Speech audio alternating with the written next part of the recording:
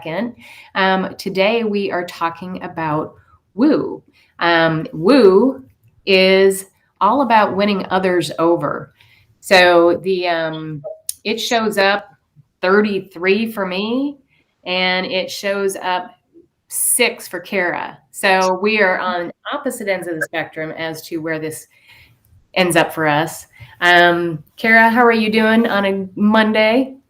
I am absolutely fantastic. How are you doing today, Kristen? Me too. It's a good week. Weather's great. Just, you know what? And this is actually our last time that we're going to talk about the CliftonStrengths Energizing Your Career Through Strengths series. It is. Yes, parting is such sweet sorrow. It is.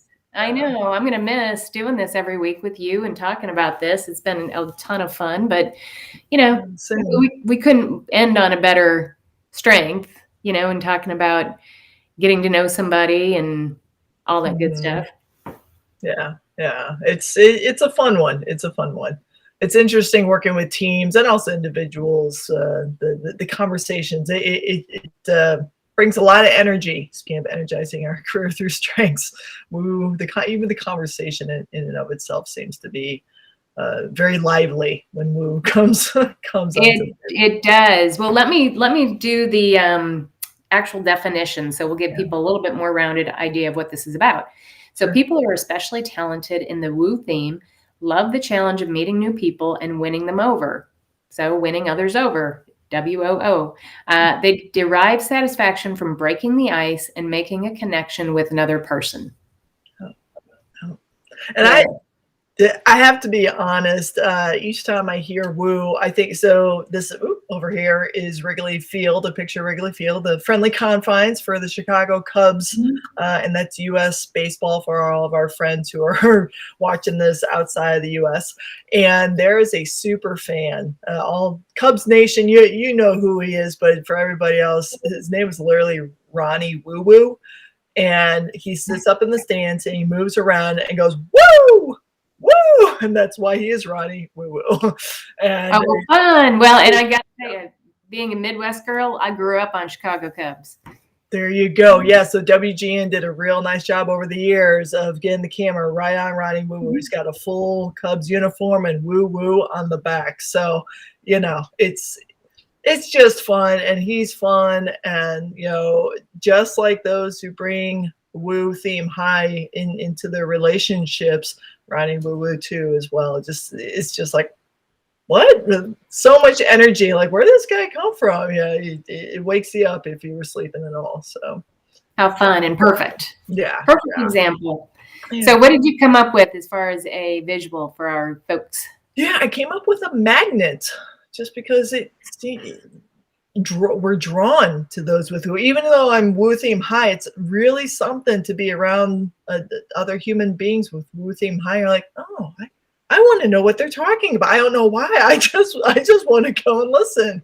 Yeah. So you're right. We are drawn to people high in woo. And I think part of it is, you know, they just always have something to talk about.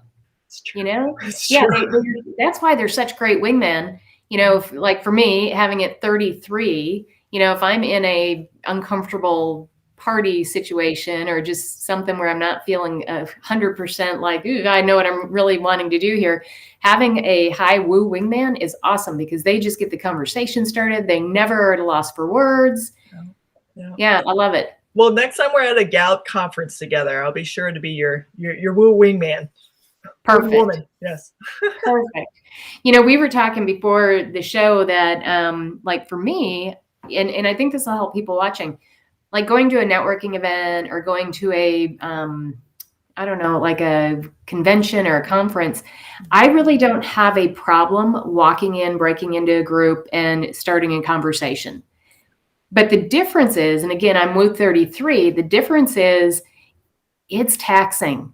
Like I can do it for a while, but then I really want to bow out because it's like just too much to keep it up, you know? So for those at home, don't feel like if you don't have woo, you can't like partake and right. And meet new people.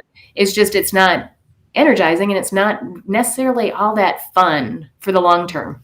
Right. And again, as with all of these themes, right? All 34 themes, every single human being, we have them in us. The question becomes, and the filter that Kristen and I use is, let's talk about how much energy you have to use in order to tap into it.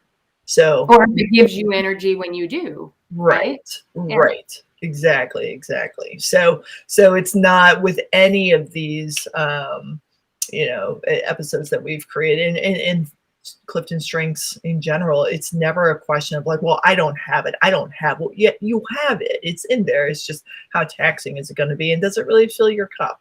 So Mhm. and yeah, and for me, I was sharing that because relator is also dominant theme, it's a little higher. It's 4 for me. It's interesting how my woo shows up is that I get a lot of energy from meeting new people, but more on like a one-on-one, flying.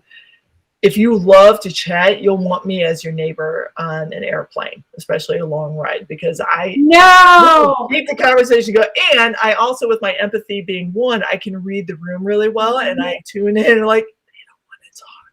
Okay. So I'm able to navigate those. But it's interesting how my woo really comes out and energizes me.